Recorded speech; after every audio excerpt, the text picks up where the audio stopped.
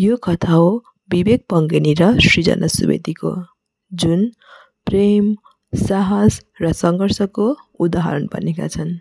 विवेक, जो भौतिक शास्त्रका विद्यार्थी मात्र होइन, समाजमा सकारात्मक प्रभाव पार्ने एक इन्फ्लुएन्सर पनि थिए। तर 2022मा उनको जीवनले अकल्पनीय मोड लियो, जुन चाहिँ ब्रेन क्यान्सर थियो।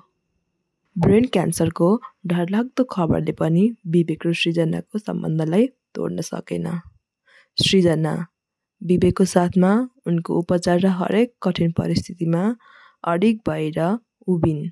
उनीहरूले आफ्नो यात्राको हरेक पललाई सामाजिक सञ्जालमा सेयर गरे, जसले लाखौँलाई प्रेरणा दियो।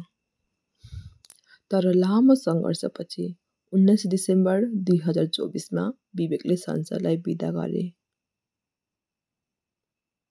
यो खबरले लाखौँलाई स्तब्ध बनायो, तर उनले आफ्नो जीवनले देखाएको साहस र प्रेमको उदाहरण सधैँ सम्झन लायक बनायो। यो कथाले हामीलाई यो सन्देश दिन्छ कि जिन्दगी जतिसुकै कठिन किन नहोस्, प्रेम र साहसले हरेक सङ्घर्षलाई अर्थपूर्ण बनाउन सक्छ। विवेक र सृजनाको कथा केवल दुःखद होइन, यो प्रेरणादायी छ।